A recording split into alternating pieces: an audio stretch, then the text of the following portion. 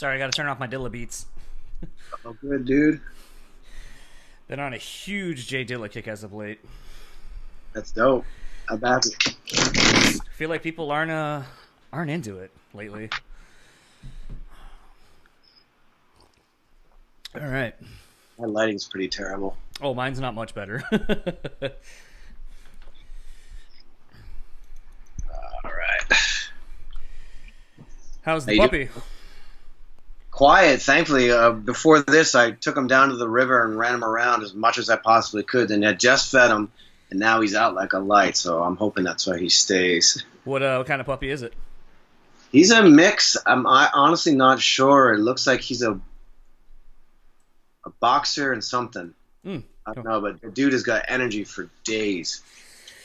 Boxers in general usually have just massive amounts of energy, even when they're like old. He's a sweet puppy, but it's tiring, dude. I mean, you know. Yeah, that's the thing that sucked is like this year, I mean, for everybody has just been fucking garbage, but we had to put my dog of like almost 13 years down on New Year's Day, so I was like, yep, this year is just going to be fucking rad. Shit, that's terrible, dude. I'm sorry to hear that. Yeah, it's the downfall of getting a pet. You know, that's kind of stopped me, man. We had a dog when I was a kid, and when she died, I was traumatized, man. We had her for like 14 years of my life when I was a kid, and I haven't owned a dog since then. Cats are different, though. I have two cats. They're a different kind of attachment. Yeah, I'm not much for cats, just because I know it's I don't know if it's a psychological thing, but I kind of like the fact that a dog needs you and kind of shows more affection and wants to be loved. They're shits most of the time. They don't give a fuck about you. I kind of like that, though. I don't know. I've been getting into a lot of like psychological shit the last couple of days and thinking about going to therapy and all that kind of stuff just to kind of talk through some things. But I wonder if even in some of our mundane, not experiences, but our choices, if we make choices based on what we're looking to get out of that situation. So like with a dog, it's like, is it a nonverbal kind of like, I just want something to love me so unconditionally and know that it needs me? I get that for sure, man. So yeah, therapy as a mother, man, it definitely helps. So yeah. We're definitely gonna. I mean, there's a couple of questions before we kind of get really rolling into this. I do kind of. There's a few things that I kind of touch on. I mean, I know you've been pretty outspoken about your mental health and all that kind of stuff, and so there was. I think it's kind of toward the end of the questions because I'm kind of going in like chronological order. Of kind of talking about how if you feel that being so diverse musically has allowed you to, is kind of a, I kind of was trying to work my way through the question itself, but basically just kind of, do you feel like it's helped you keep, some of your mental issues kind of at bay because you have other outlets beside like just it has to be a metal thing, and it has allowed you to kind of explore more territory in that regards, but I don't know if that's something you want to talk about at all or if you're fine with. Dude, there's no topic off the board for me. I'm an open book. I don't care. Okay. I mean, everything I've heard you do, it's been that, but I just want I hate when like I say something and then someone's like, yeah, no, and then you kind of like derail a little bit and you're like, some of the momentum we just had kind of is lost. So I just wanted to make sure. Yeah, dude, no worries with that stuff at all. Cool. We'll get right into it then so I don't take up a whole lot of your time. No worries, dude. So I had the pleasure of talking to Jesse Leach, who is most notably known as the vocalist for Killswitch Engage, but today we're going to talk about everything but Killswitch. First and foremost, this is how this came to be. I'm sure if you checked out the Instagram Live with Josh, who is the bass player of The Weapon, which is one of Jesse's many, many, many other bands, I got this, I told this story about my only 1-star review so far on iTunes, which I'm going to read real quick for those who may listen to this and have not heard this story. This is from, the title of the review is Expand, 1 star, by Killswitch Engage Blues, or KSE Blues. Get someone from Killswitch on the show beside their production manager, Joel, who you only talked about Killswitch for the last 15 seconds of the interview.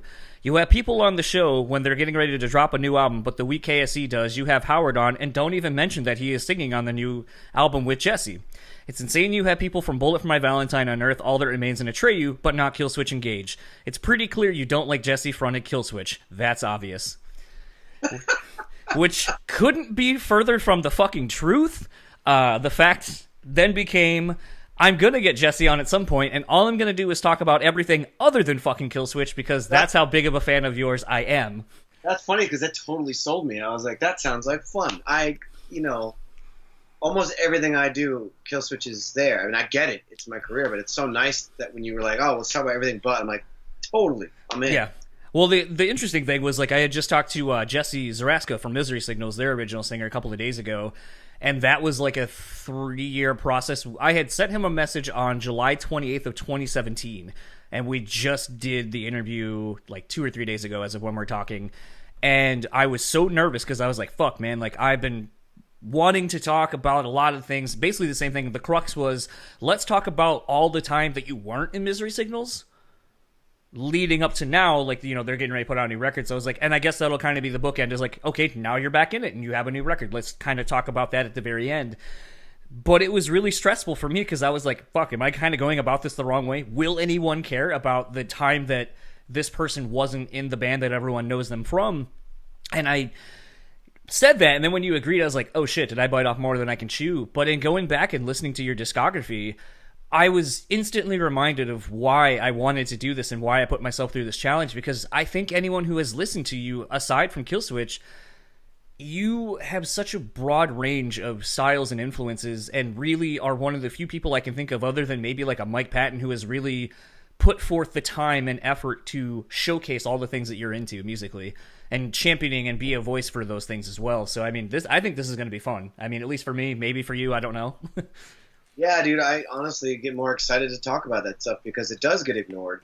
And even when I post up on social media about a project, in the comments, it's about Killswitch. I'm like, come on, just chill for a second. And listen, I'm thankful.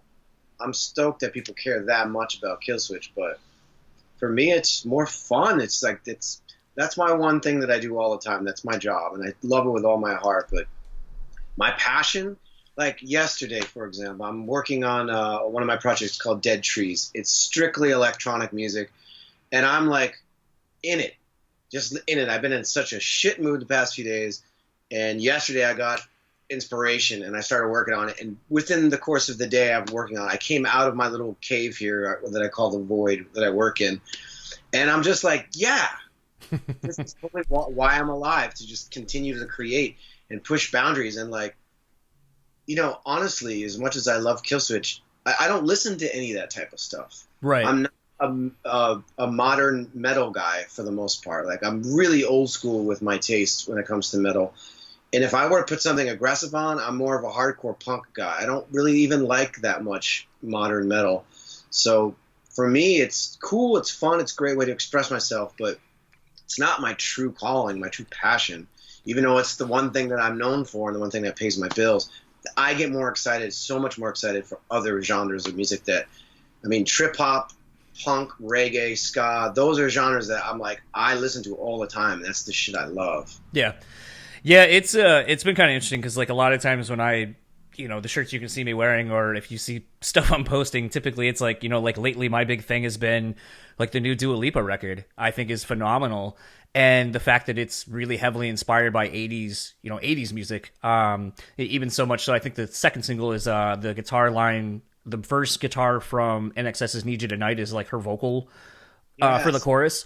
So, I mean, it's like just things like that, and even talking with Chris from Stabbing Westward, we were just kind of talking about how sometimes you need to pay attention to other things because it informs you in other ways and will give you a different creative headspace to tackle something maybe if you're not as into it. Like, you're saying, like, you might be listening to something metal and then be like, oh, man, but I was listening to this old, Dr. Dre beat, and I really love how, so-and-so went over this beat, and it was kind of really crazy and weird, but he was following, like, this, like, way far background synth line that was in the background, and just kind of really was, like, really different and cool. So then maybe you'll approach maybe the song and find that thing that's in the background that maybe people aren't necessarily latching onto, or isn't the obvious way to write a lyric over that song or that piece, and then you're like, and then it comes across way different, and it's what no one would expect because it's not from your frame of reference from, here's my metal, list of ways to do shit and whatever. Well, that's why you mentioned Mike Patton, and he's obviously been a huge influence on many, many, many people. one thing that struck me about Mike Patton early on, and Angel Dust is still my reference point for that. When I heard the album Angel Dust by Faith No More, it was like, this guy's doing odd vocals in places that you would expect a scream as like a hardcore kid or a rock guy. You expect to hear more aggression, and he goes soft. Yeah. Or vice versa. A part is quiet and he's doing this weird high-end screamy thing or talking, and it just kind of blew my mind, and it makes that vocals so much more interesting. And like in the early 90s, coming up in the hardcore scene, we had a ton of diversity at first, and then when certain styles sort of like latched on, like the tough guy hardcore, the beatdown hardcore, where you had the chugging riffs that were exactly the same. You could almost call it like mosh by numbers. And that tough guy vocal that was just so prevalent. I loved it at first, and then I got so tired of hearing it. I got so tired of going to shows, seeing the same band play over and over again, same style. So I purposely, like, you sent me Nothing Stays Gold yesterday. I purposely was like, I want to fucking do something completely different and mesh like this weird DC emo I was super into with hardcore, with poetry. And, Nothing Stays Gold is not great. I can't sing I can't sing to save my life on that, but the ideas were radical, and we would play shows and people would make fun of us. Like sit there and make cry noises and like just anything hardcore kids do to mock a band when they're doing something or showing their emotions. And I reveled in that. It was a part of me that was like, fuck yeah, I'm pissing these people off because we're doing something different. And that's kind of when I got addicted to like flip the script, do something different. And it's kind of been my thing, like, and it's why I sing the way I sing. It's why I developed my style the way that I did, because I'm listening to, you have the Wu-Tang shirt. I love Wu-Tang. I love hip-hop. I love rappers. I love Gangstar. One of my favorite rappers of all time is Guru from Gangstar. The way he approached his voice, the way he let it rest on the beat, that all of my stuff, my pacing comes from hip-hop and reggae. And then the sonic side of it comes from like gothic death metal. I grew up listening to bands like Paradise Lost, Edge of Sanity, My Dying Bride. I used to love that shit, the weird gothy stuff. Because deep down inside, I'm kind of a closet goth. Like, I worship at the altar of The Cure and anything shoegazy, Cocteau Twins. Like, that's my bread and butter when I was a kid, sitting alone in my room when I was 15 years old. Going to hardcore shows, being in a hardcore band, coming home and listening to the sad, sappy shit. That's kind of my MO. But I mean, even, and we'll get into the Corrin and Nothing Stays Gold thing here really quickly, because you just kind of touched on a few of the things that I wanted to start with. But I mean, even if you look at like what Robert Smith or a lot of the I don't necessarily know if you want to call them goth, but I definitely think they kind of fit in that shoegazy, interesting kind of thing. Duran Duran. I mean, a lot of the things that they were doing were kind of really weird. Sonics, song structures and so forth, and the way that they would find their way over something, I think is very akin to like hip hop, where it's like you might have a lot going on, but then it's finding where you kind of fit in the abstract. And I think that speaks to a lot of us in hardcore punk, any of these, non-pop formats or genres. I think that's kind of how we all are and identify, as kind of fitting in this weird niche area that's not the normal. Yeah, artistic, that's my whole thing. Like, with a band like Killswitch, you can kind of, for the most part, where the song's going to go, To me, it's always been more about the message and the passion than the song structure, because a lot of our songs are pretty similar, and it's what people have kind of come to expect. So there's only so much breathing room I get with that project. And the stuff that I listen to, the stuff I really, truly enjoy, for the most part, is abstract stuff. I love it. I love a good hook, but you don't have to put it in the same place. Or music underneath the hook could be changed up. Or, in Corrin, I would write like a part that I would repeat, but I would repeat it over a different section. Yeah. Like, just trying to keep it interesting and keep it artistic. And that's where I come from. That's definitely where I find my roots. But, as my career morphed into what it is today, you realize what works and what doesn't on a bigger scale. And I'd much rather be fronting Killswitch Engage than working in a bar, bitter as fuck punk dude, be like, oh, my band still plays the same show every weekend, and I hate all these bands that are sellouts. Like, I could have been that guy, but I refused. I just said, all right, I'm going to bite the bullet and rejoin this band that's massive and stop being a bartender. But yeah, my roots are definitely firmly in like artistic stuff, like abstract stuff. I love that shit. So going back to the days in Corrin and Nothing Stays Gold, I've kind of been asking a lot of the people, I'm originally from Delaware initially, but, having like Ken from Unearth on and some of the East Coast bands from kind of the New England area, and when that scene was kind of gaining popularity, did it feel like you were a part of something that was kind of becoming bigger than it was, even going back to the days of like Overcast, Aftershock, all these bands that were kind of at the forefront of what would become probably in the next 5 years or so, 5, 6, 7 years? Did it feel like you were a part of something, given the fact that Corrin and Nothing Stays Gold, you weren't like your contemporaries in the area, even just as a vocalist and what you were doing, but did you still feel like you were a part of something that was changing and on the horizon that was going to be bigger? Yeah, I did feel a part of it, but we were also outcasts. Corrin used to play shows with like a lot of straight edge bands, those bands that were sort of like Earth Crisis by numbers.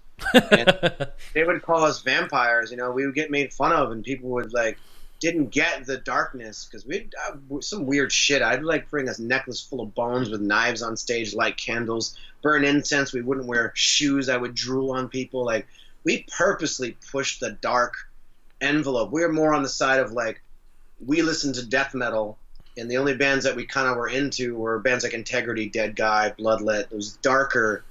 I was always about the darker stuff, so play with a more clean-cut sort of straight-edge crowd, constantly being made fun of. And I think you mentioned Overcast. I think Overcast was one of the first bands to really get kids from both sides of the fence. You had the straight-edge kids, and then you had like the sort of devilcore kids becoming a thing. And then add Candiria on top of the pile, and those shows, and I even would add VOD to that pile. Yeah. You were to see a show with Candiria, VOD, Overcast, to me, those were the heavy hitters. Those were the headliners. Those are the guys that are playing in front of 300, 400, 500 people sometimes, selling out venues and putting on the most breathtaking performances. So I was kind of a follower of those bands. As much as my band was playing with them, opening for them, and at one point even headlining over Candiria before anyone even knew who they were, we felt a part of it, but we were always a step behind. We were always sort of the opener. We were always sort of like the outcast. And I kind of embraced that. As much as it sucked playing smaller shows and people didn't get us, it really taught me a lot about creativity. It taught me a lot about like sticking to your guns and doing what you feel in your heart, regardless of trends. We weren't the trendiest sounding band, but I look back on that now and I'm proud. I'm proud of that, man. It's cool. I think it's just interesting, especially, with a site like Return to the Pit and, following Brian Fair. I mean, especially on Twitter, you follow Brian and you can tell he's watching some Fish live thing, the way he's, live tweeting about it. And, he'll be posting some of these old photos from back then, and it's like, this was me at, like, my most, like, hippie bohemian, no shoes on stage, blah, blah, blah. And you're just kind of like, in theory, if you were like, this hippie dude's gonna front this, like, metal, like, what would become, like, kind of the proto-metalcore band, you'd probably be like, no fucking way. But then you see it, and you're just like, nope, that somehow makes perfect sense. And I feel like that was kind of the thing about music back then is, maybe it's because social media, obviously it's because social media didn't exist, that people just like things because they like things, and word of mouth would make you feel like you needed to be there. It didn't rely on, come check out my band, we're playing on this Friday, hope you like it. It wasn't like that. It was like people actually gave a shit about going out and having fun and supporting each other. I like the point you made about social media. There was legends, there was stories, people would talk. You didn't want to miss an Overcast show, right? You didn't want to. Like, I would scramble. I'd drive anywhere from Maine to Connecticut to New Hampshire, even to see bands I loved. I did that with Bloodlet when I first got into Bloodlet, and they were on tour. I followed that band around, man. I worshipped at the altar of Bloodlet. And there was just something about it. You just didn't know what was going to happen, and you couldn't. If you weren't at the show, you missed out. It's not going to be on YouTube. It's not going to be anywhere. You had to be there, or you weren't there.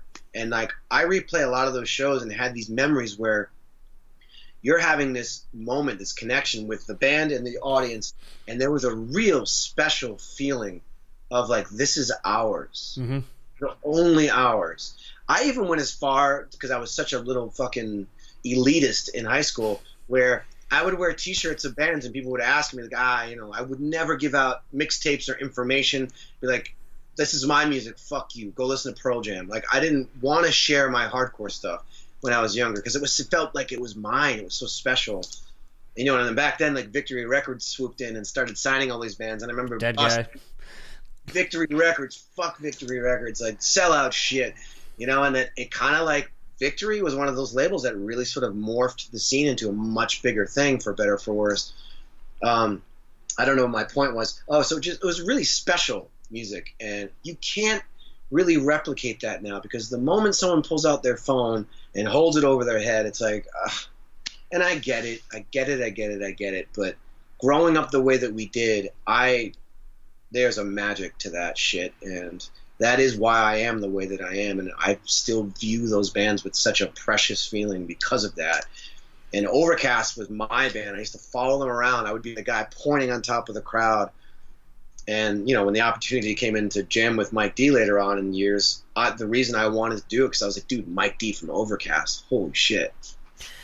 You know, this is something we're going to touch on throughout the chat, but Corrin and Nothing Stays Gold are pretty diverse musically. And I was wondering, especially given how young you were at the time, how hard was it to traverse writing lyrics over those projects as you're kind of figuring out who you are and what you want to say? Yeah, I mean, with Corrin, it was all dark poetry. I was very much into kind of numbing myself out through the psychedelic experience and various powders. Like, I was really into drugs and stuff, so that was kind of what fueled Corrin, was like a weird drugged out state and an obsession with graveyards and death metal and demons and all that bullshit. So that really wasn't that hard. It just kind of wrote about what I was into. And then Nothing Stays Gold, I made a conscious decision because I was really getting into the Discord sort of, you know, emo-y, before emo was even a word, you know, a dirty word. Really getting into that shit. And I'm like, how do I blend, you know, bands that I was going to see, like Hoover and, I mean, I was obsessed with Fugazi. How do I blend this sort of style with the hardcore and metal of Corrin? Because the guitar player from Nothing Stays Gold was the guitar player in Corrin, and we sort of had a conscious drive to create something different but still reminiscent of Corrin, which I don't think we did at all. And that made it a little more difficult, but I just kind of wrote about my feelings. It was really that simple, bringing that sort of emotional topic to the music. And then, you know, Nation in Distress, which I love that you sent that to me, because really that's my first time speaking out politically on a bigger stage, and it's still relevant today. I still believe the things I wrote down in that song, and, you know, if that song came out today, I'm sure I get a ton of hate for it, but it's still what I believe. It's not lost on me. My culture, my community, the hardcore and punk community, that's what we're steeped in. Rebellion. We're steeped in thinking for yourselves. Fuck the system. That has never left me. It's something I'm going to be until the day I die. It's a lifestyle. And bringing that into metal music can really work, or it can turn against you, because metal's a whole different playing field of people who didn't have the same roots and experience that someone from a punk or hardcore band does. But I think with Nothing Stays Gold, it was a matter of just how do we blend our influences. It didn't quite work out, but it was a cool experiment. It was one of those where it was kind of weird, because I was actually texting with Joel's brother Tyler yesterday, and I was like, I forgot Nothing Stays Gold was on Devil's Head. And so I was like, it's kind of interesting because, you know, like Tyler's old band Once Beloved and, you know, Nothing Stays Gold and a lot of the other bands, I was like, I felt like a lot of the roster, you could see the potential, but like no one really ever got past the first record, it seemed, on Devil's Head. Like, it was like, now that band's broken up. Yeah. And so it was just like one of those where you kind of look at it and you're like, I wonder where the next Nothing Stays Gold record would have gone. Is the song like we're talking about, would that kind of have been more to the direction you would have leaned? And it would seem like the answer would probably be yes, given some of the lyrics that you ended up doing later on. But I don't know, it's just interesting kind of thinking about that, like where it's like, where would this have gone? And then I kind of was even thinking, you know, and it's funny you brought it up, did you catch flack for introducing, you know, politics into your band? Because, like you said, at the time, that you really hadn't up until then. No, I mean, Nothing Stays Gold's audience we would play at the most, I'd say. We did Metal Fest one year in front of like maybe 200 people that didn't give a shit about us. But prior to that, most of the shows we played were at VFW halls, people's basements. We weren't really a club band. We played in a lot of the squat places in Providence, and people for the most part just didn't give a shit. So it didn't even matter that I could have written about anything and no one would have given a shit. You know, we'd play with people from like the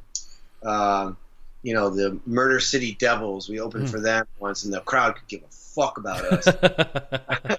We also opened for a band called Catharsis. I think they're called the... Is that Rob Glenn's old band? That's a bad joke. That's a bad joke. No. Those crazy anarchists, dude. It's a really cool fucking band. What the hell? I'm thinking of the infamous Gehenna. We played with a hardcore band, Gehenna, too, that were from San Diego. So we would play with all these extreme bands, and we're up there, one of our songs is talking about, like, looking back on memories and pictures, inspired by The Cure, and I'm up there, like, singing my little heart out, and these kids are like, who the fuck is this band? Dude, it's funny. Pictures of You has been, like, my go-to jam the last 2 weeks, like, really hardcore. Oh, very good. Even the remixes of that song. So good. Kind of fast-forwarding a little bit to Seamless. I mean, this kind of sees you reuniting as, like, an offshoot Killswitch project with Pete Cortez, playing guitar. And what's interesting about Seamless, the more I go back and listening to it, is just how it combined new genres that fans of you from Killswitch really probably weren't aware that you were into. You're kind of getting into the stoner groove kind of metal stuff. And it seemed to me, especially on the last Seamless record, that lyrically you're addressing maybe a lot of the mental issues that you kind of were going through at the time. I don't know if I'm reading too much into it with hindsight, and knowing what I know about you now, or if that really kind of was what I was hearing. But, I'm wondering overall if it was hard to bear so much of yourself in this music, because it seemed like there was a lot of passion and conviction that was just kind of resonating from you at this point on the Seamless stuff. Yeah, I was in a really dark period in my life during Seamless. My relationship at the time and my excessive drinking was huge. Like, I became a total drunk when I left Killswitch for the first time, working 3 jobs back to back with no desire, no ambition, and Seamless came along and dropped in my lap. And the way it was put out to me, it was like, hey, let's just start a band, we'll play bars, we'll get a free bar tab, and we'll just sing the blues and rock out. And I was actually sent a mixed CD to entice me, and on it was, Caius, Corrosion of Conformity, Soundgarden, Deep Purple, Black Sabbath, Cactus, and it just spoke to me. I'm like, yes, I could do this. It's not the metal that I've been known for. It's something completely different. I could probably get away with being sort of, a faceless guy in a bar band for a while. And that was kind of my honest, like, what I wanted. I just wanted to be in a band that had fun and I could get drunk and not pay for it. It definitely became more than that, but truth be told, it wasn't a very successful band. Like, we did tour, we did okay, because we were opening for bands like In Flames and Fu Manchu, and we did odd tours. But on the whole, that band was not successful. I had to live off like $10 a day on tour. We'd come home broke, and I actually even had to pay money to quit that band because our band credit card was like in the negative from touring. So it was like odd times in my life. I was broke and I was drunk and miserable the whole time. So yeah, that band was definitely therapy for me. I projected my feelings, my emotions, what I was going through, and what I wanted for myself, which was remnants of the positive message of Killswitch pulled in to sort of the blues and the darkness that I was going through. So it's a mixed bag, but that band is full-on therapy for sure. It definitely feels like, I know this is probably a song a lot of people are going to catch on, but I mean, it's one that just is so powerful. Like, the first time you hear it, like, anytime I've ever played this song for people, they're like, oh shit, what is this? This rips. Cast No Shadow.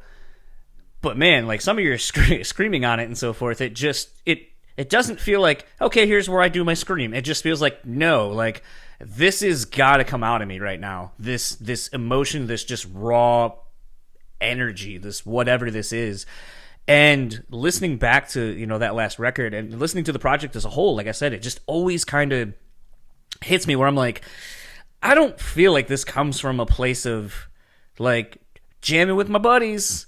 And this is just kind of what I came up with. It's like, no, this is like, maybe the guys came up with some shit and they're like, yeah, this riff's fucking got a nice like stompy groove to it. And then all of a sudden here comes Jesse over and just like, fuck my life, you know, kind of like, that's not what you sound like, but it's just like, it's really intense lyrically to listen to.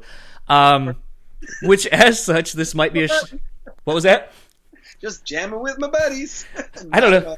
But I mean, like, you know, this might be a shitty way to look at it, but, you know, I have always found that your compassion and energy in your music to be the thing that always draws me in. But I'm wondering if it feels futile sometimes, knowing that something you've literally poured so much of yourself into doesn't maybe react the way that you would hope it would. Yeah, absolutely. I feel like, you know, if I can be honest, every album I put out, I feel disappointment and I feel a desire for more connection. And the bottom line is, I'm a deep thinker. I come from a very deep place, and I can't expect the world to be the same way. So I just put out what I put out, and I have to force myself to just accept the fact that it's not going to be received the way that I want it to be received. And sometimes that's good, because it's a humbling lesson as an artist. Once the song is out there, once you've put it out, it's not yours anymore. So I've stopped explaining myself, for the most part, lyrically, and I've actually even stopped writing with a more direct message. I've tried to write in a more poetic way to allow the listener to sort of put their clutches in it and put their life to it and own the song. And I've written songs, and people will listen to them, and they'll write me messages and be like, this song means so much to me, blah, blah, blah, blah. In the back of my mind, I'm like, song has nothing to do with what you think it does, but cool, I'm not going to say shit about it. And I think it's been a process for me as I've grown older to let go of the ego, let go of that.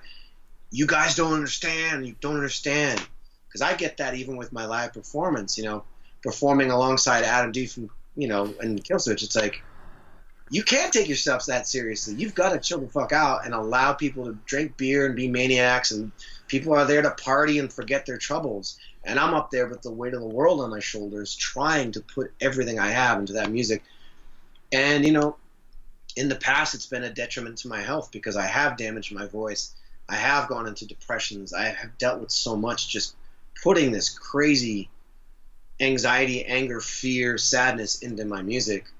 So I think over the years I've learned to sort of channel that and put it out there, but also keep it at an arm's length and perform as opposed to living through every single lyric as I sing it. So it's kind of a dance between being present to the moment and then allowing the performance to take over. And that's taken me a long time to figure out, honestly. It's really interesting. You reminded me of when I saw Bad Flower a while ago. And not really a band I'm like super into, but it was really interesting to see their singer Josh. I don't remember what the song was. I know it's like their big hit or whatever, but it's like kind of a like really fucked up, like, you know, kind of radio hit song that he has. And, you know, he was like, maybe I'll tweet about this later and tell you about what I'm feeling right now, but I'm not okay. And then, like, you know, he plays this song and it's, you know, kind of really... It felt like on the verge of like something disastrous could happen at any moment when you're watching it. And so the dude ends up, you know, tweeting, I think later that night or the next day, it was like, I was almost in the midst of a full-blown panic attack thinking about the song and what it means to me and all this kind of stuff and the fact that it's resonating so much and all this kind of stuff. And it's kind of one of those where it's like, yeah, man, you gotta, like, I know you, like, want to feel it, but at the same time, like, it's not good either. And so, you know, it's always funny when people are like, it's so weird that Adam just, you know, doesn't give a shit. I was like, no, he gives a shit in everything that matters. But then the live thing, it's like he realizes like things can fuck up and whatever. And he's almost kind of got, this isn't a shit like shit talking him, but it's almost like an idiot savant kind of thing about him where you're like, he realizes that the thing that matters and needs to be perfect and executed flawlessly is what ends up on the record. Everything else after that is all the fun part of being in a band and is the superficial bullshit that doesn't technically matter. That's very accurate. In the studio, he's like a perfectionist to a degree that can be so annoying at times, but I get it. But yeah, you know what, man? It's like, I've talked to him about this because we've had discussions, and in the early days with Times of Grace, for example, when I started touring with him again, I would get bummed. I'd be like, dude, this song, like, we're singing about like some heavy shit. Like, why are you talking about like dicks and like? It's like, I don't like that. If you want to do that in Killswitch, do that with those guys. That was literally one of our conversations when I was in Times of Grace. I wasn't used to it. I was like, no, you're taking away like from the artisticness of this band. And you know, funny enough, I had to change all that up. But I think there's a fine line. And I still have moments where I get choked up doing certain songs. And sometimes I let the audience in on it, sometimes I don't. But, you know, there's extremes. Like, I remember seeing Fiona Apple many years ago. And, man, it was just awkward. It was awkward. It was like... Well, she's sort of awkward in and of herself, though. Super talented, right? But, like, just... And I just try to, like... I think the bottom line for performance is make the audience feel what you're feeling, but give them a good time.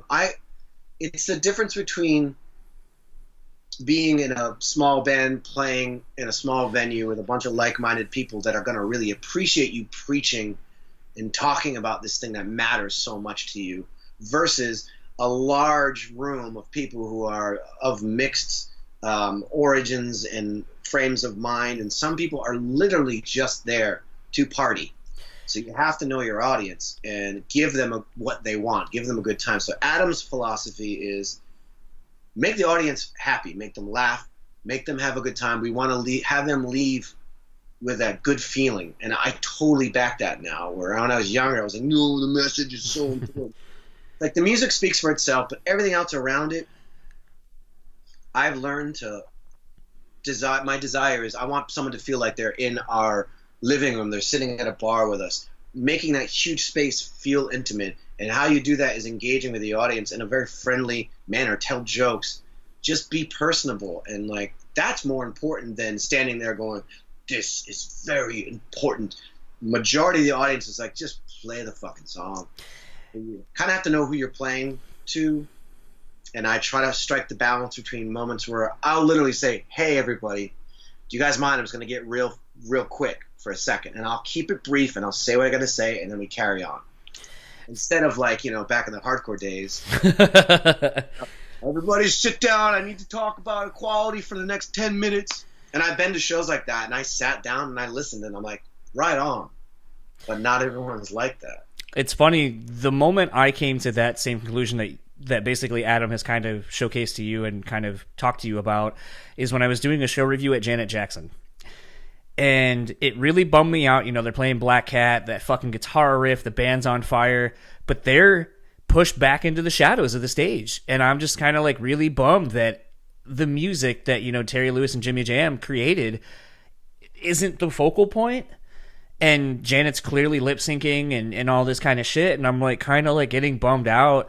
And I'm kind of writing some of these things as I'm jotting notes down. My wife just like puts her hand over my phone and then just goes, look around. People don't give a fuck about that. They just want to have a good fucking time, sing songs that they know. And then I kind of looked around and I saw people who were like in their Sunday best. They were showing out. They were dancing, having a good fucking time. You could tell some of these people, you know, they were probably high school sweethearts, you know, been together for 20, 30 years. And I looked around, and that like her telling me that just completely changed my mindset. And I was like, I gotta stop being the elitist like music fan and be like, you should you know, have the band people come out and, you know, be more on stage and present.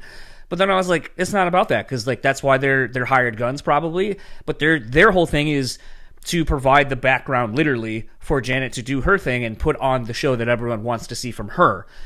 And once she kind of said that, it's kind of changed how I've looked at almost every show I've gone to ever since, because I realized, like, you know, maybe this band isn't technically perfect tonight, but you know what? The band's having fun on stage. Like, they made a mistake, and they're all laughing on stage and smiling. And it's those human moments that kind of, I think, recreate what we're looking for when we go to live music, or what is perceived to be live music in the sense of Janet Jackson.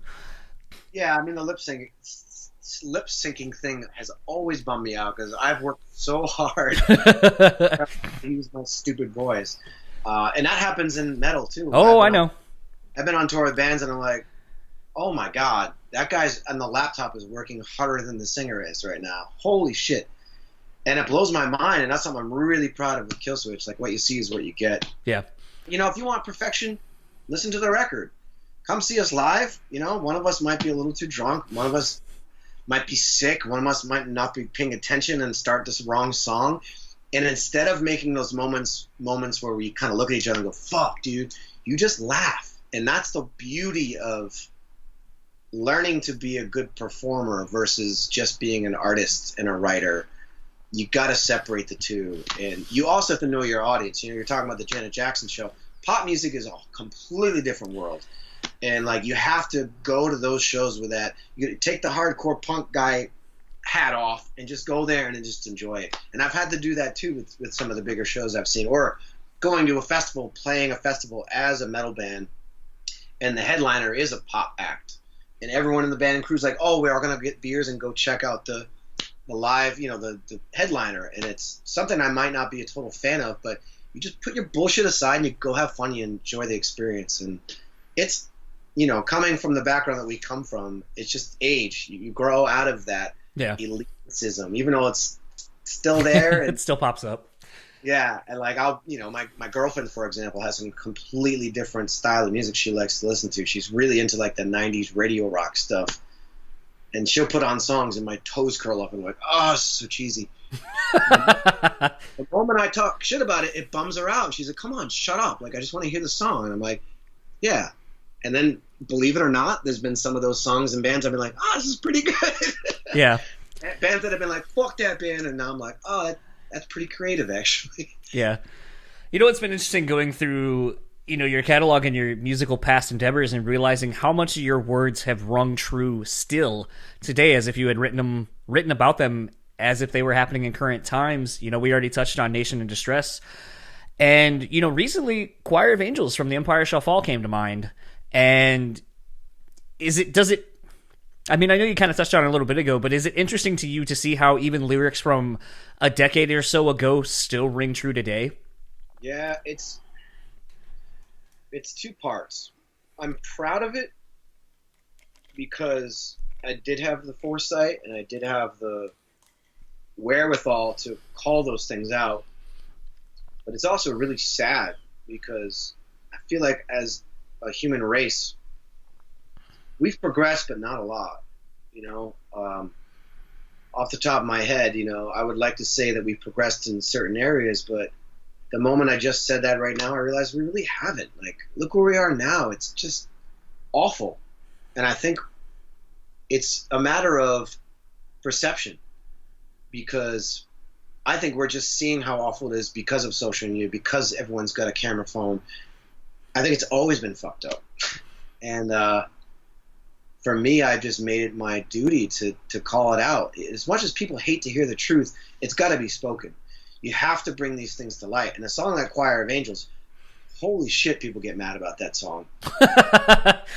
And the crazy thing is, though, and I even say it in the song, I ask you, like, if you're mad about this, how are you not mad that we've been lied to about 3,000 people dying and why they died? Right. How are you not mad that science proves that that was not the way it went down? The way that we were told is 100% a lie. How does that not make you angry about me saying, hey, something's fucked up here, makes you angry? And that's happening a lot nowadays. And it's that whole like Orwellian thing of like, the more the truth gets stifled and manipulated, the more angry people are when they hear the truth. Because it just destroys their worldview. It destroys their little cocoon that they like to live in, where they believe that the government is there serving our best interest. They believe that all the things that they're telling us are facts, and you've got to stay by these regulations and do this and do that, and you're going to be okay. And it's all bullshit, because it boils down to power, money, and that's it. And I've been saying that since day one, and I'll continue to call out the bullshit. I could go on about this for hours, and I'm sure I would lose tons of fans. But I fucking hate our government, and they're a bunch of liars, and I don't believe anything they say. So anytime something comes up, my first reaction is bullshit. So I have to do my research. So I will literally go to all the shitty sites, see they're all saying the same thing, compare all of them. I'll go to the weird, extremist right, extremist left, and then I just either come to a point where I've kind of figured out how I feel about it, or I'm just like, fuck it, I don't get it. I have no idea what's going on. So for me, it's just writing my perspective of like, I don't have to nail a point or stand and say I'm this or I'm that. I'm literally just saying, think for yourself, question this shit. We are living in fucked up times. That's the period on the sentence. So if you're not thinking for yourself and not thinking critically and sort of doing the checks and balances, you're a sheep and you're part of the problem. Yeah, I've been having a lot of conversations lately about how we literally have the world's wealth of information at our fingertips at all times, and people will just so, I don't even know the word I want to use, but just so, they'll just spread shit. They don't take the time to take the 2 extra seconds to just go like look at it and be like, that doesn't sound right, so I'm gonna like double check and make sure that's accurate, and or at least maybe read about something you don't agree with, so you can at least, when you're arguing your point, quote unquote, you at least have some ground to stand on to be like, I understand where you're coming from. However, let me counter your point with actual facts that I've learned. So it's like, then that's what people aren't willing to do. And that was something that I learned in fucking debate class, where it's like, we're going to have you debate something that you don't agree with. Because if you can argue, that's not the word I want to use either. If you can have a discussion with someone from a perspective that you don't even believe in, but you're able to talk through to kind of maybe make someone else agree with you or at least see your side, I think that speaks volumes about what we don't do. Because so many people are not even wanting to listen to you. They just want to wait for you to stop so they can keep talking at you. And conversations don't happen anymore. 100%. And that's why I've sort of like,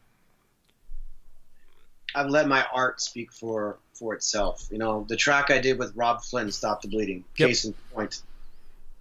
I knew that was going to cause, and I'm like not shocked, but it's still baffling to me that a song that is called Stop the Bleeding, which is about wanting to unify people and to raise awareness about the corruption and abuses of power that are facts. They're facts. That's happening. It still created this shitstorm. And I got to a point, honestly, where I'm like, there is no discussion of this topic. People are coming at me with the most ridiculous shit. And you're right. They're not even listening to what I say. So I just stopped saying it. I'm like, the song speaks what I said. It's there. It's out there. Take it or leave it. I'm done with this shit. Because I'm getting shit on. I'm getting angry. I'm getting annoyed. And I'm like, I'm not going to censor you. I'm going to leave your stupid comments. You guys can all debate amongst yourselves. And I'm done. I'm not going to respond to it. So I try to pick my battles. You got to know who you're talking to. And if someone's willing to discuss something, yeah, I'll engage you for the most part. But it doesn't really go down that way. It's not discussions. There is no sort of intelligent tick for tack. It doesn't really happen, especially on the internet, because you have these people who they can be as brave as they want because they've got the protection of this stupid device that we have, where I would want to have, and I had this last week, I'll get to that in a second, a face-to-face conversation where you're reading people's body language. You're hearing the tone of their voice. You're not just reading words on a screen. There's a lot that gets lost in the shuffle. So I don't even want to engage people anymore on social media.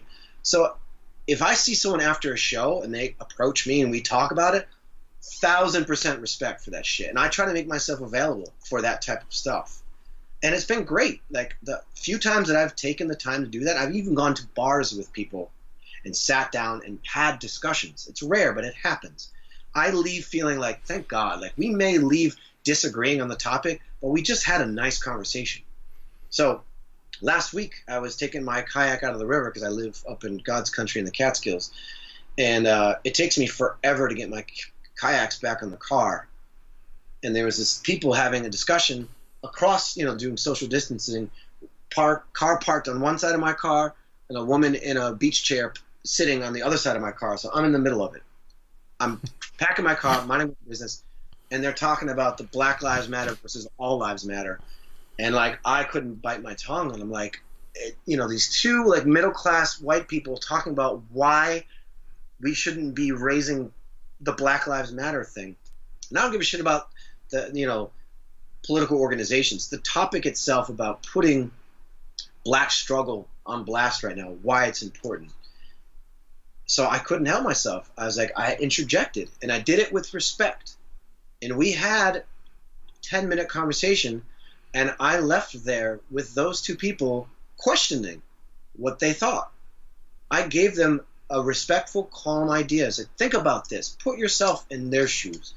I said, I lived in the ghetto. I've seen how this works. I've seen it firsthand. I have friends who have witnessed it. I've got friends in jail for a joint versus a guy who, a white drug dealer that was found with ounces and he got a slap on the wrist and paid a fine. Like, there is something going on here. And I took the time to calmly explain that, and it changed the perception of those two people. The conversation changed, and when I was able to leave respectfully, they were still talking about it. And I made them think, and I was like, this is the stuff of life. But how rare is that? Yeah, I think I don't even know what it is. It's an idea I've had for a long time. I call it a lyric, call it just writing. But I've had this thing about barstool sermons and just the idea of that. And your prophets basically being Jim Jose and all this kind of stuff, and the pulpit of your bartenders and so forth. And it's been funny because in light of all this, like at least here in Michigan, we have our bars open, which most of them have just recently closed back down. But it's been interesting to at least see people engaging in the dialogue of everything. Most of the time, people get upset, and then it turns into, well, I guess we'll just agree to disagree and try to move on and talk about something else. But it's been interesting to see that at least it seems, because it's everywhere, that it's making people have the awkward conversations that maybe they don't want to have. Yeah, and I think that's, if nothing else, if that's happening, then job done for some people, You don't have to be out there protesting the streets with a sign. As long as you're doing something like engaging in that conversation with someone at a bar, hopefully peacefully, or your neighbor or your uncle or your, people who have these weird, deep-rooted racist ideas that don't even realize that they're racist.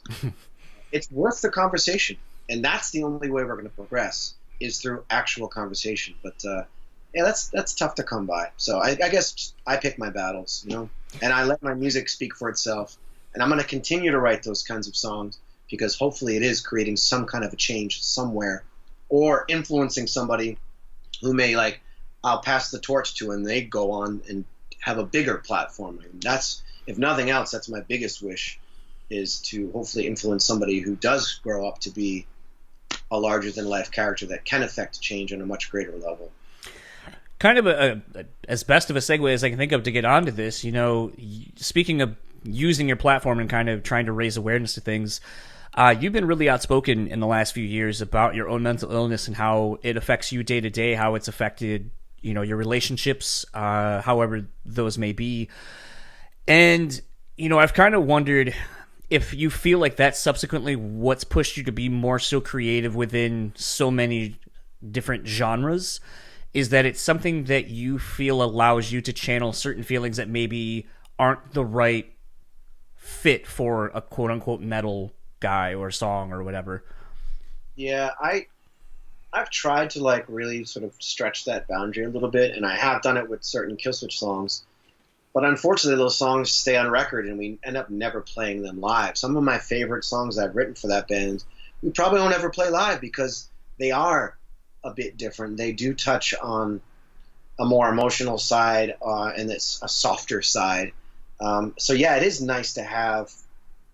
I mean, case in point, I've got an ambient project called The Way Back Within, and to your average listener, it probably would sound like music you're going to hear when you go get a massage. It's not, it's not for everybody, but creating that music has been medicine for my soul. I write with the thought in mind of how can I help relax myself, and in turn relax somebody. So The Way Back Within is my anti-anxiety. When I feel just when I'm in this weird spot, I'm like, there's got to be a chord I can hit that will just do it. And that's usually how those songs come about. I'll be on my computer, my laptop, my keyboard, and I'll hit a chord. And I'm like, ooh, I like that. And I've even set the BPMs to the pace of somebody's heart rate. And a song will start out with a certain BPM, and I'll slow it down as the song goes down. So there's cool ways I can do that with that project. Then there's Dead Trees, which is more of a gothy, dark and it's definitely stuff I would never write for Killswitch. It wouldn't work at all. And then The Weapon was just in-your-face punk rock shit, anarchist, like fuck the government, which I do a little bit in Killswitch, but I'm very careful with how you present it, so I'm not dividing the crowd. You know, if you go up there and you spit anarchy and fuck the system, which I've done a few nights on stage with Killswitch, you're going to get a mixed reaction from the audience. I think it's important for me to have those different outlets, absolutely. Even if they don't really do anything or see the light of day. Most of the songs I've written will never see the light of day. I had a trip-out project for years, and I never put anything out with it, and it didn't matter. It just, I go back and reference those songs and be like, oh, I remember the night I wrote that. I needed to do that. It reminds me of a great line by a great writer, Mark Kozalek, who's got a couple of projects called The Red House Painters, Sun Kill Moon. Very folky and sort of ambient, and just a lot of classical guitar, and like he's just a mellow dude. At least his early stuff is. He has a line in one of the songs where he talks about picking up a guitar and playing it till it sounds the way that he feels. And that always carried with me with music, whether it be a riff or a piano lick or something. When you hit that certain chord and your body just exhales and you're like, this is what I needed. Music is complete therapy for me. I need it. It keeps me alive. And if my audience is 2 people, or if my audience is 10,000 people, I got to do it regardless. You know, something that you have said in past interviews that really kind of spoke to me, because it took me right back to this time in my life as well, is you've talked about your time in the service industry.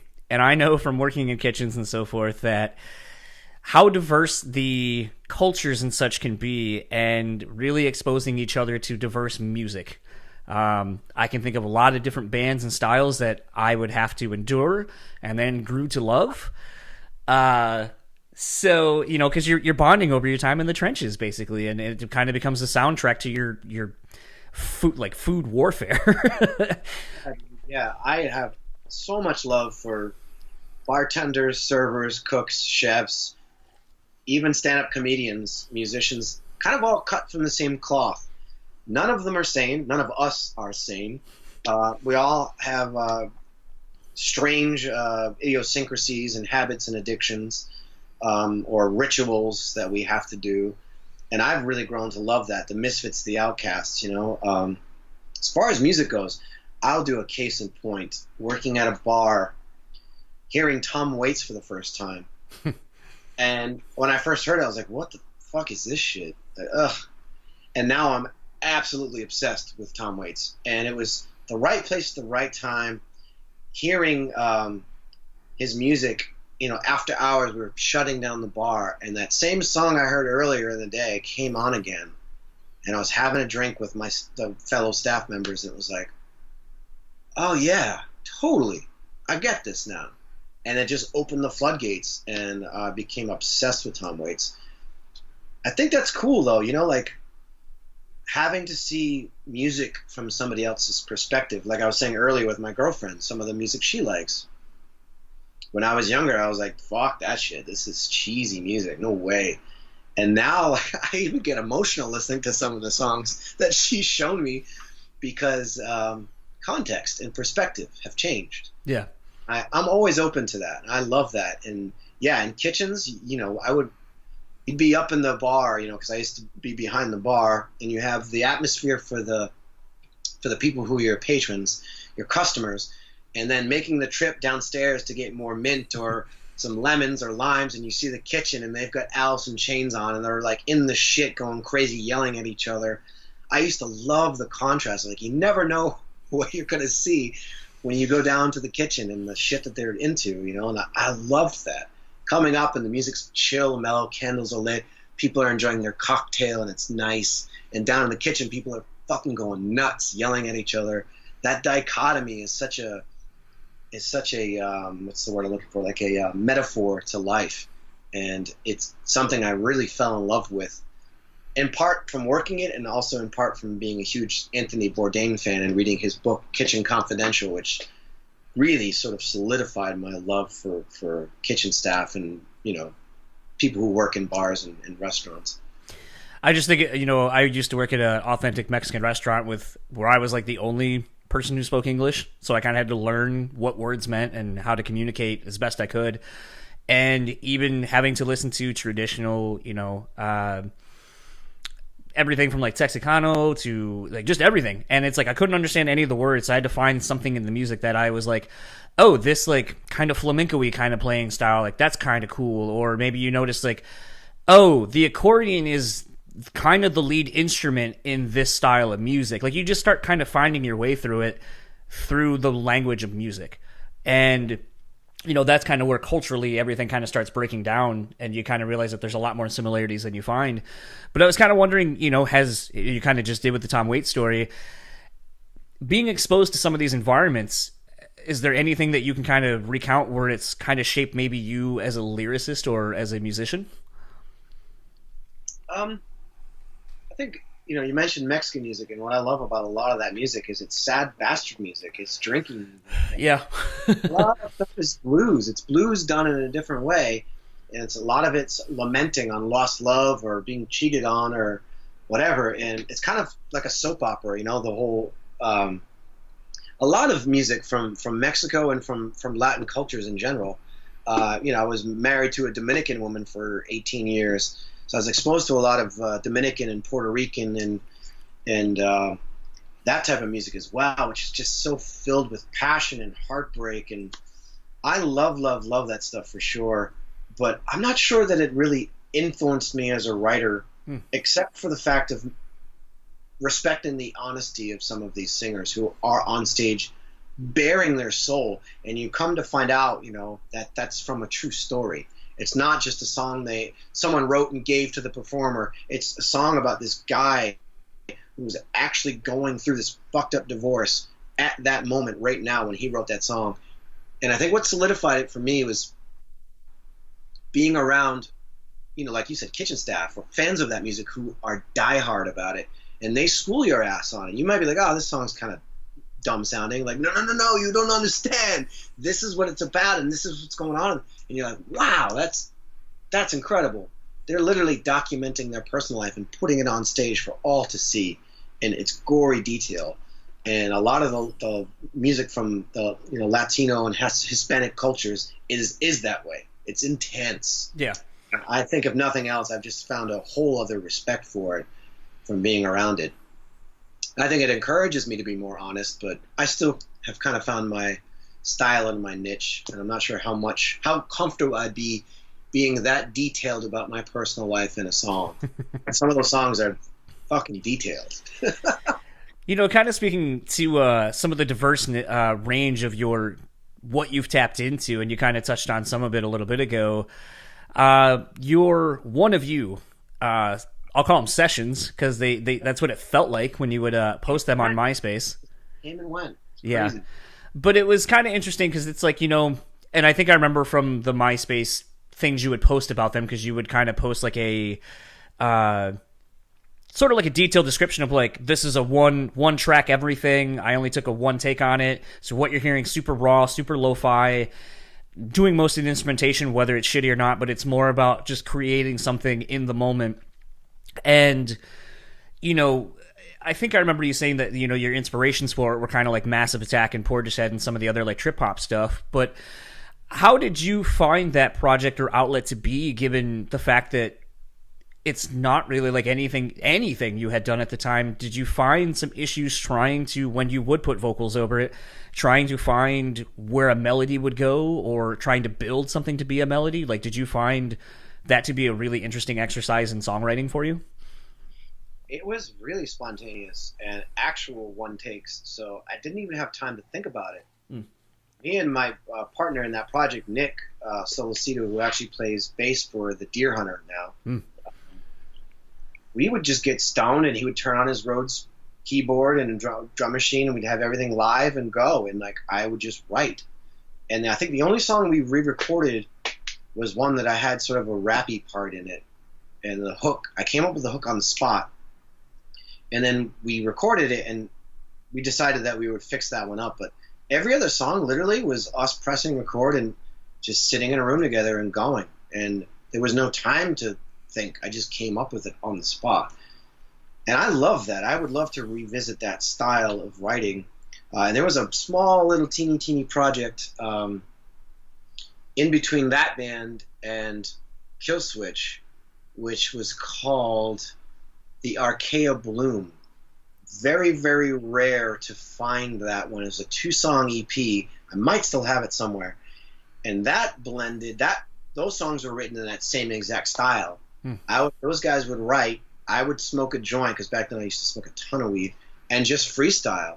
And we'd write music like that. And it was kind of like Sunny Day Real Estate meets like, I don't know, Fugazi with a DJ for some reason. We thought it's a good idea to have for texture. But I love the spontaneity of music. And I would love to do more of that in the future. The closest I've come to it is The Weapon, where I purposely didn't listen to their demos a lot. And I came up with a general idea, and even in the studio would have like a couple sentences and just bounce off the dudes like, what do you think? Play that riff again. Like in the studio while recording, just jamming it out while we did it. And that's how we did majority of that record. And there's an energy to it that you can't fucking capture when you're doing 30 takes and trying to make sure the vocals are perfect. We did 3 takes per song and went through and just found what worked, and I did little fixes here and there, but for the most part, that entire EP, album, whatever you want to call it, is raw, and there's an energy to it that you can't duplicate. So I do look forward to doing more shit like that. But as far as the ambient and the like really mellow stuff, I'm not sure I could share that energy with somebody and be that spontaneous now that I've sort of formulated how I want to do that with The Way Back Within. It's a very intimate sort of thing that I'm sort of like keeping to myself now. So I think all the spontaneity will probably be with like bands like The Weapon, projects like that. It was always kind of interesting because, like, leading up to it, I was like, I don't remember what that band was called, and MySpace is not what it used to be, and you can't really listen to anything anymore if you can even find it. So, like, for a while, it was just written as Jesse MySpace on my end. Because that's all the only way I could describe what it was. But it's funny because it's on a random 2 mix CDs, the couple of songs you had, and as soon as it comes on, I'm always like, oh, I know what this is. Like, instantly. It's weird that something so... I don't want to call it throwaway, but like that most people would probably have no clue what it is, and it's very raw and in the moment feeling that as soon as you hear it, you know what it is, and it kind of takes you somewhere. Yeah, I don't even have that shit. I don't have copies of any of that stuff. I'll have to go through my old ass mix CDs and see if I can find it. Send them to me, man, because I don't even remember. Kind of moving forward to Times of Grace. This was an interesting project for a lot of fans, obviously. You getting back together with Adam and then subsequently Joel playing as the touring guitar player. But I feel like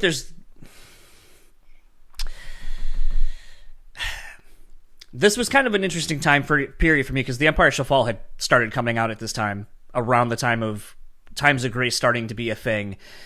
And I was kind of looking forward more to, I think, what Empire Shall Fall will be, given the fact that the way that you all explained it was jazz musicians learning how to play metal.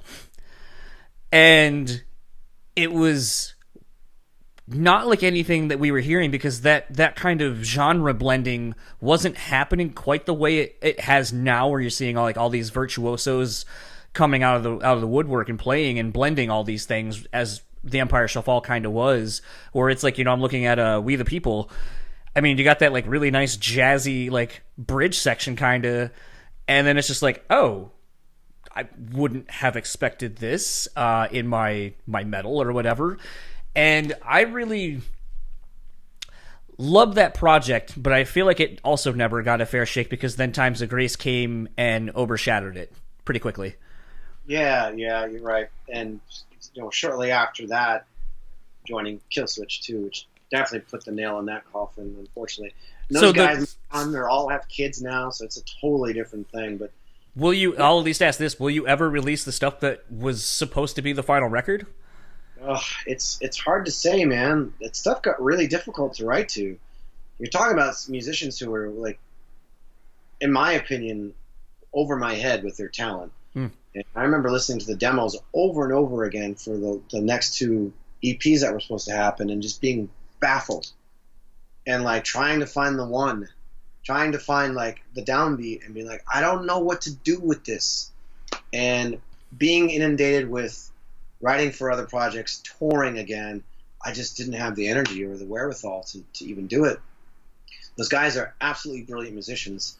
And maybe someday I'll revisit it when I get time. I mean, but, you know, very abstract stuff. I love what we did. I think the Solar Plexus Volume 1 is some of the most creative, adventurous stuff I've done. And it started to tell a story. It was going to be this whole concept. I just got burnt out with it, man. And it just felt like I was out of my league. If I can be real about it right now, you know, like it was appealing to me to write for the new Killswitch record because it was Killswitch. Verse, chorus, verse, bridge, done. I'm a punk rock dude. I get that. With Empire Shall Fall, it took me a long time to figure out some of those songs, how I was going to put my voice there, how it made sense. I mean, literally taking my GarageBand laptop and zooming in on a part and just like, how do I make this bounce? It's so odd. So yeah, maybe someday, but I can't foresee that happening anytime soon. My plate is so freaking full. But I have absolute profound respect for them as musicians and as humans. Great people, great band. But at the moment, yeah, it's out of my reach. It's out of my range right now. How far into the process of... Because, I mean, granted, again, this is like MySpace, so forever ago. But I feel like I remember you were in the studio recording your vocals for whatever the last record was supposed to be, so it felt like you were seemingly pretty close to being done with it. No, we were just jamming on stuff. There was nothing. I mean, those guys had their parts down. We had solid demos, but no vocals were ever recorded. We started, and I fell short. Just lost my steam on it.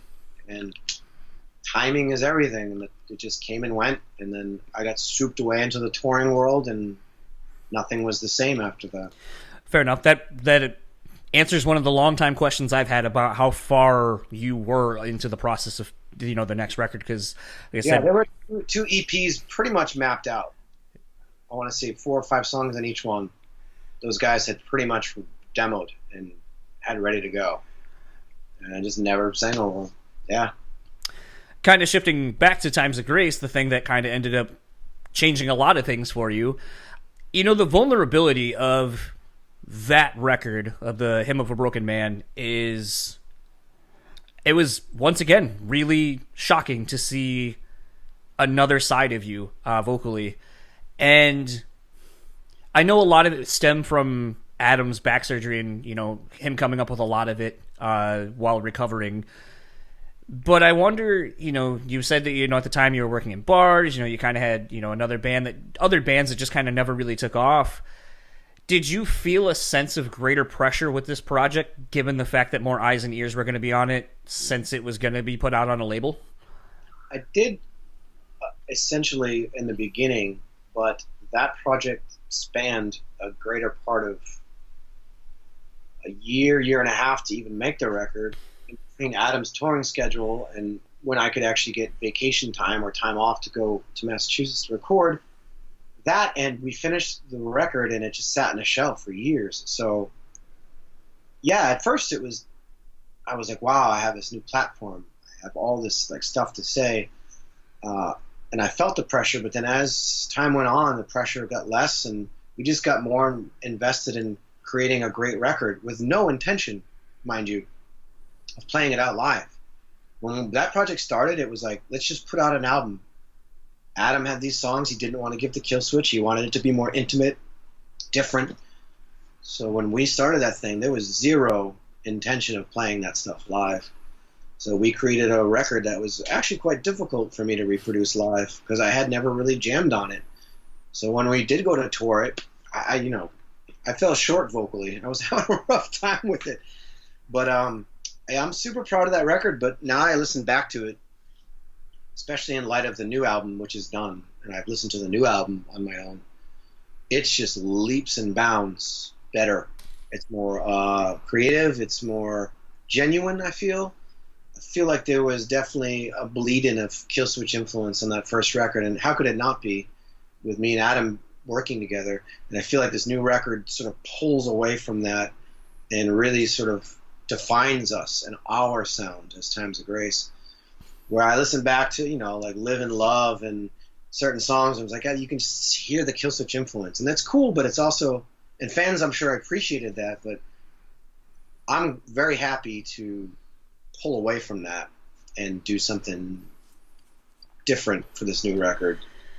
I know for me, having gotten to see that tour that you did, which I'm really glad I did, because it felt like a project that I would have never have seen. So it's almost like getting to see Team Sleep at this point. Like, I'm glad I got to see him the one time I did, because I don't know that band will ever come out and tour again.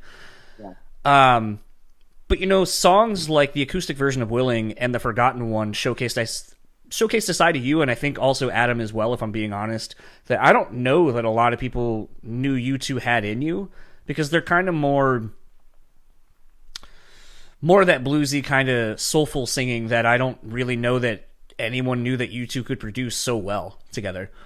So I know for me, I'm hoping that maybe that's more of the side that we're going to see on the next release or releases, since you said there's an EP as well. Yeah, it's a mixed bag. There's definitely some of that sort of bluesy. It's definitely a lot of blues, I should say. But it comes in different forms. I'd say there's a mixture of a touch of some stoner vibes going on there. There's definitely a touch of I guess the term would be post-metal, atmospheric metal, guitars with a lot of delay and space with, big heavy bass and slow moving stuff. There's more rock and roll, more indie rock. It's kind of a real mixed bag of styles. And there's still traces of the metal that we're known for here and there. But I think with the direction we are heading in, and why there's going to be 2 releases, this first release we wanted to make sure it sort of didn't really have any of that heavy Killswitchy vibe to it. So the first record is going to be what I feel is our signature sound that we've sort of embraced, and it just kind of happened through Adam's writing. And then the EP will be a little bit more of the metal that you have come to know and reflect on the first record. So it's a real mixed bag, and I'm glad to say I don't think you could really put a genre on us because of that. So we'll see. I'm sure people are going to still call it metalcore, even though I don't even know what the fuck that term means anymore. But I'm happy to say that I think that we are no longer going to be called that style of music, because I think we're more of a heavy metal rock band, if you will. It's funny, when I was talking to Justin on what would become your last tour date here in Grand Rapids, he was kind of making the comment that it's getting harder for him to play some of the Killswitch stuff, and that he would like to do something more in the post-rock kind of thricey. Yep. So as you were just kind of saying that, I'm like, well, I hope maybe you tap Justin to do some of that, since it seems like that's where he really wants to be.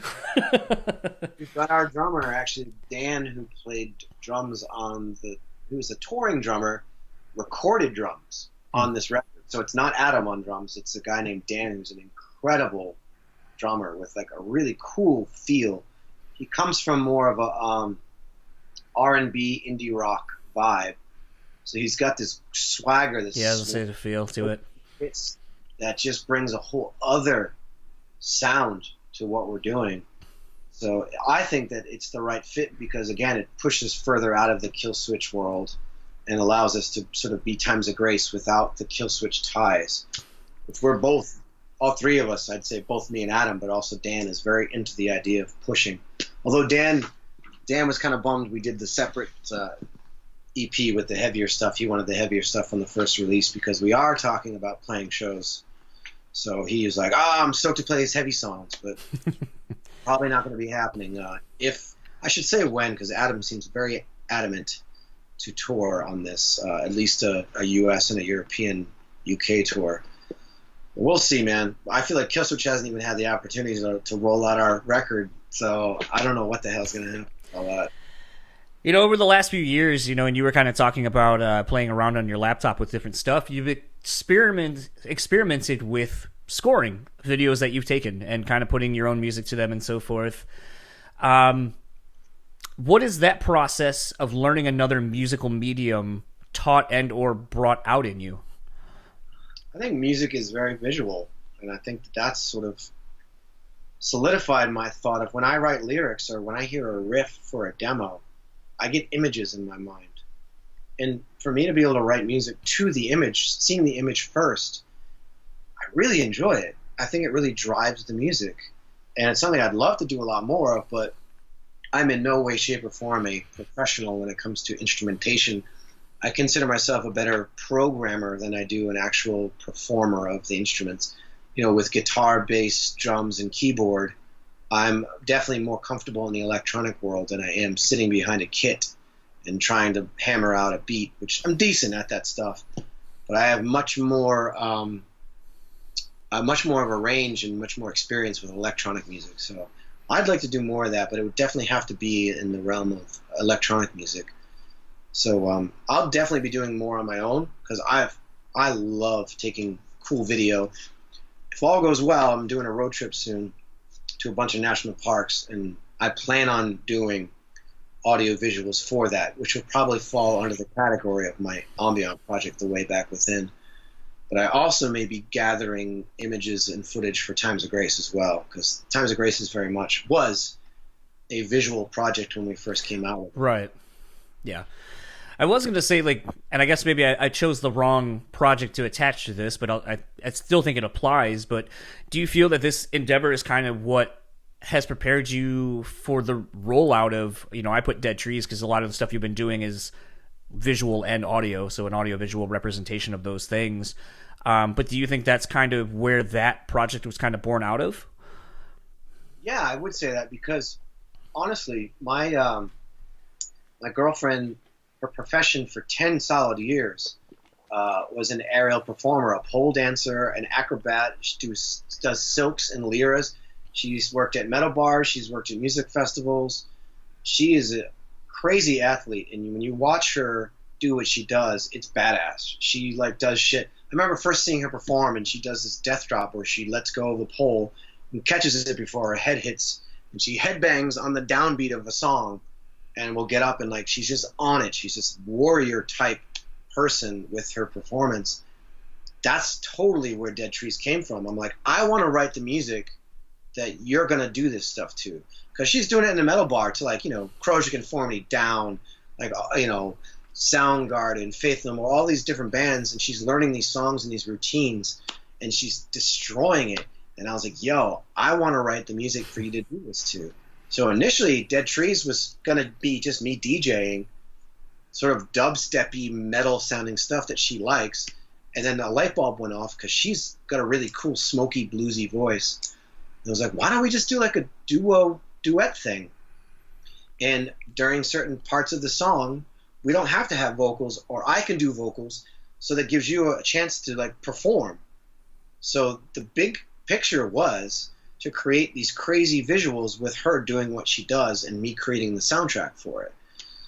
And what it has turned into is a project with the two of us where one day when we do eventually perform, I'll have my electronics set up with a guitar and different things to like create the music. She'll have a microphone, and she'll have her equipment set up, and we'll both perform, going back and forth between being the front person and then me laying back, allowing her to do her thing, having sections of the songs that are written specifically for her to do her performance to that may or may not have vocals. So it's very much a mixture of dance, intelligent sort of dance industrial music, a little bit of metal, and like trip hop. But it was all definitely started from me watching her perform and being in awe of her power and her presence and wanting to selfishly be the soundtrack to it. You know, kind of speaking a little bit more to Dead Trees, I couldn't help but think of how many people you've collaborated with over your whole career. Is the collaborative process something that you are just really inspired by and just kind of seek out?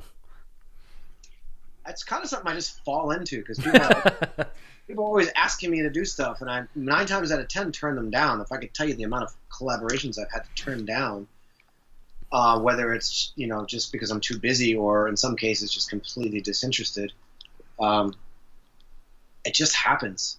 And, you know, it's so liberating working on The Way Back Within, as much as it's way out of my wheelhouse, is what people know me for, because there is nobody talking about it. There is no one that I'm showing and going, what do you think? Doesn't matter. It's so liberating to just write what I write. I think this is good. I put it out. It's actually my most successful side project financially on Bandcamp. My meditative ambient stuff has actually helped pay some bills, which is funny. And with Dead Trees, I'm writing all the music first and then showing my girlfriend. Then she's critiquing it and giving her insight, because she's very much a EDM person. She's really, really, her favorite music on the planet is dubstep. She's the reason I even went, like we talked, Electric Forest, and I started getting into that community and into that type of music, which I never thought I would.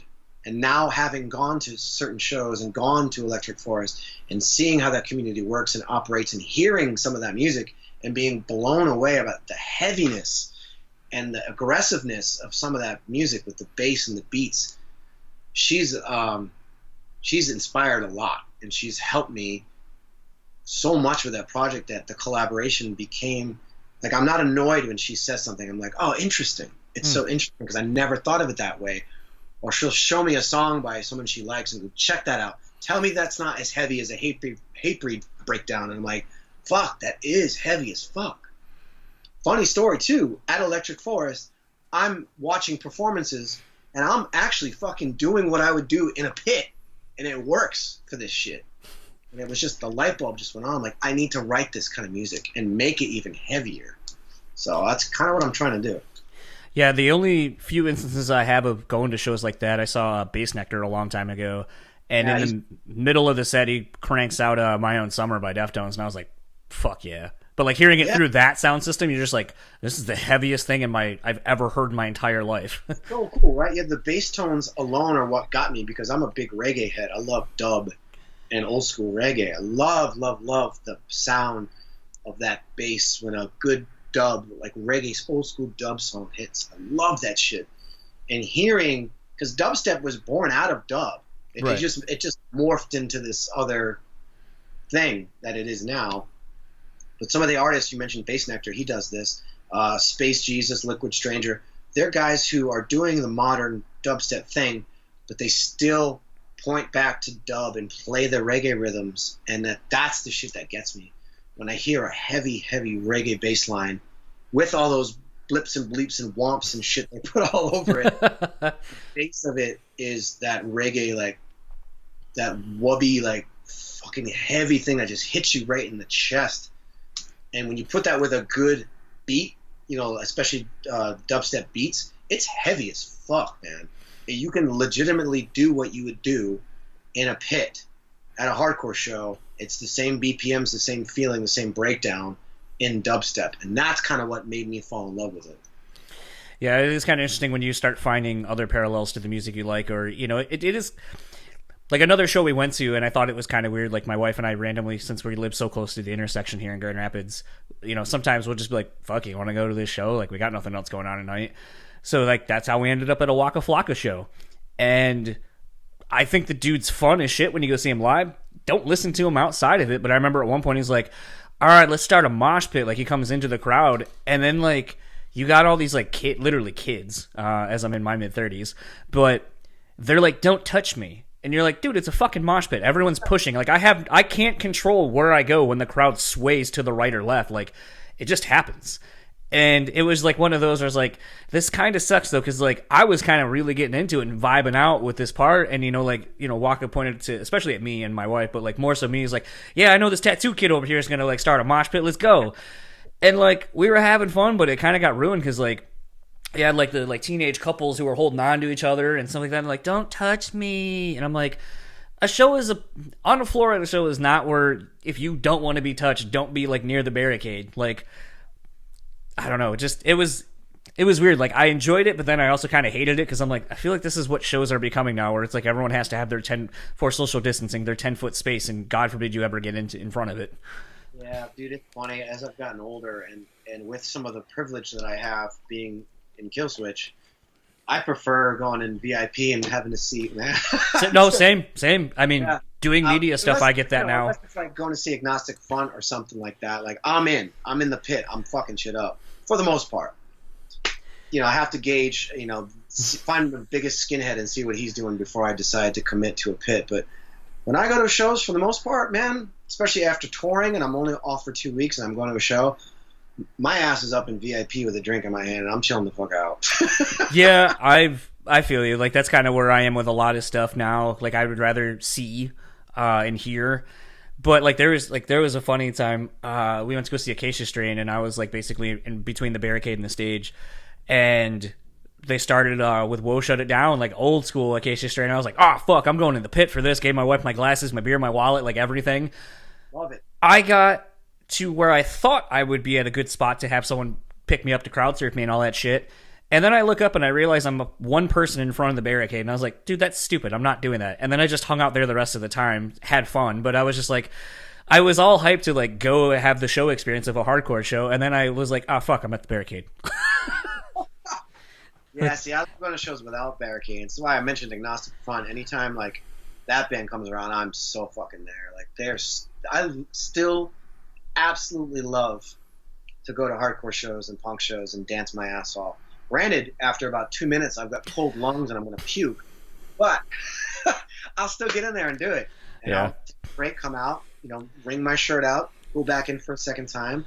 I still got it, but I definitely cannot. I mean, back in the day, I would be in there for the whole set, but I can't do that shit anymore. But I still love to dabble every once in a while. Show that old guys still got it, it's fun. Yeah, then you just go wheeze in the corner away from everyone's view. I've definitely done that before. I've actually definitely done that, and the crowd parted, and across the way was another guy doing the same thing, and we're both just like, yeah, fuck yeah. We're old as fuck. I was kind of thinking about, the project you're doing with your girlfriend, and I just recently, like in the last week, repainted my house and have been doing a lot of house projects, and I know that it has led to a few disagreements with my wife. I'm cleaning, the banisters and all that kind of stuff and trying to tape everything off. And then here she comes because she just wants to get it done, starts painting. And I'm like, no. It's, you gotta, just little disagreements. Were you worried about doing something so hands-on and creative with your significant other? Yes. And it has already created arguments. But I think it's a matter of, for me, respecting and listening.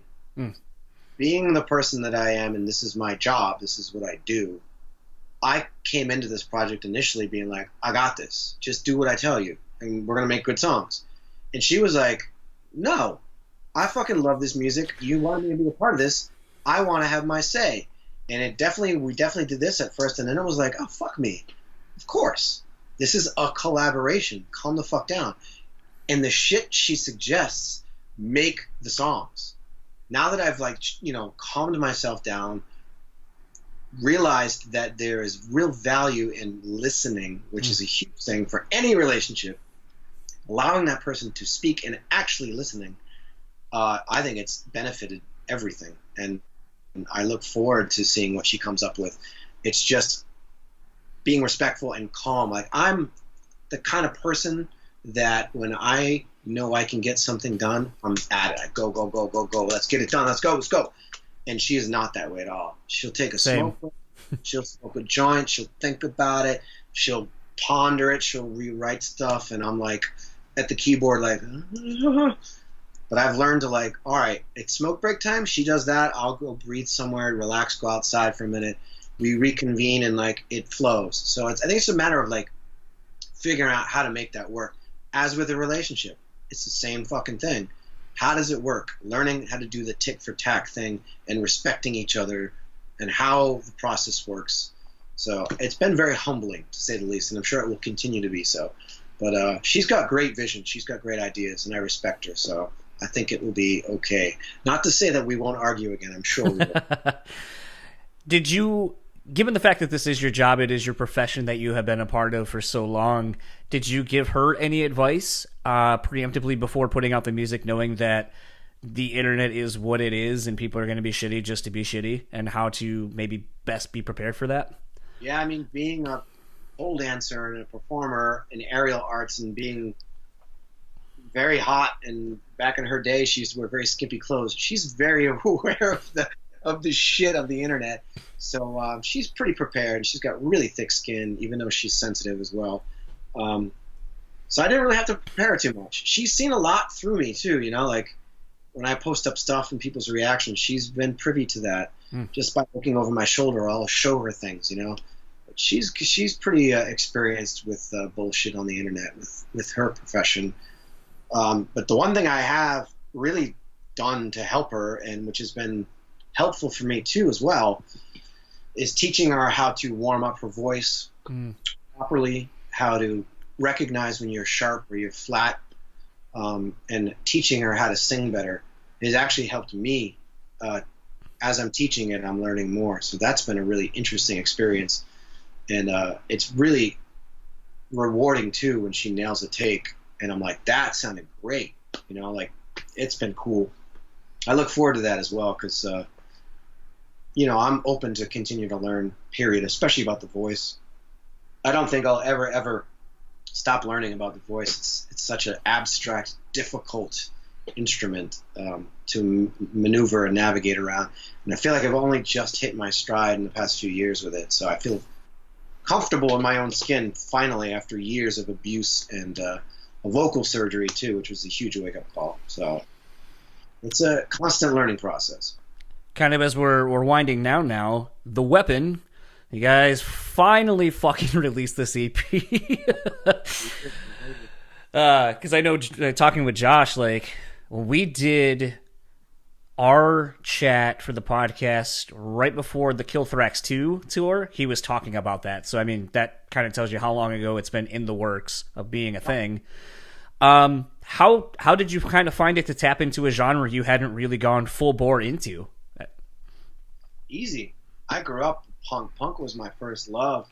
Bands like The Exploited and GBH, Discharge, those are bands I grew up listening to before any, like, obviously I heard bands like Metallica and Anthrax, like, they're part of my repertoire, but I wasn't obsessed with them. It was kind of like what my brother listened to, and I kind of dug on it.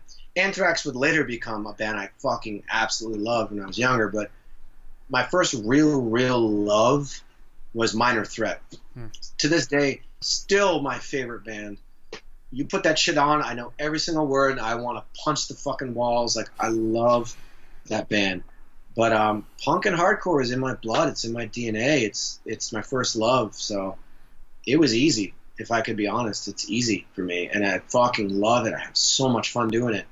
And I can't. And they've already started writing new shit, so it's not going to be another couple of years for another release. It'll probably be like, if quarantine keeps up, we'll probably have another record soon. You know, during our Instagram Live with Josh, yeah, I said that right. I realized I was like, oh, fuck, I'm talking to you. I was like, no, I'm talking in the right tense of who I'm talking about. You know, something he said, and I thought it was really, like, weird at first, but the more I thought about it, I was like, no, actually, there might be something to that, which is weird. You know, he says that you swear in a song, which I guess I realized you haven't in anything. And so while I personally don't think it's that big of a fucking deal, and I mean, if anyone has seen you or heard you in press or whatever, like, obviously you do, but is it something that maybe you had purposely not done in your lyrics? Yes. Yeah. I, for many reasons. One, being raised a very strict Christian, and also being raised by, which I no longer call myself a Christian. I am a person of faith and I believe in God. But I don't need a label of a religion, so I'll just get that out of the way. And also being raised by a minister who is a scholar. So my father has 2 master's degrees and a PhD. He is a absolute scholar. So I was always raised with the idea of language is powerful. Language gets your point across. And I've always felt like I never really needed to fucking swear to get my point across. Where with The Weapon, the anger I was feeling and the sheer intensity of what I was saying, there were moments where I'm like, I need to use this word to get my point across and for people to feel what I'm trying to say. And there are songs, punk songs I listen to, and they'll swear, and if the swear wasn't there, it just wouldn't have that. It's not visceral. Right. So for me with The Weapon, absolutely called for. And I did it during the live takes, and I'm like, yes, that's staying in. Literally, Josh and Chris were like, whoa! Dropping F-bombs. And I'm like, yeah, dude, it makes sense. Total sense.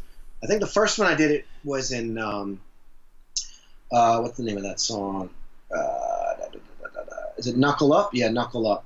That song it's a mixed bag about like just being really in a situation where I'm ready to fight somebody, and this is an actual situation. And I found a way to like quell my anger enough to rise above it. But the song is about what I want to do and just being angry as fuck, and like, don't test me because I will snap. And the spoken part is like, that didn't fucking work for you. And I was like, that's what I would say in the street if we were discussing something and I'm like face to face with you. I was like, why would it not be in the lyrics? This song is about that. So I wasn't going to hold back. So yeah, after that one, I dropped a few more. So now it's funny to see the album on Spotify or Apple Music and see the little E for I'm like, I got my first E's.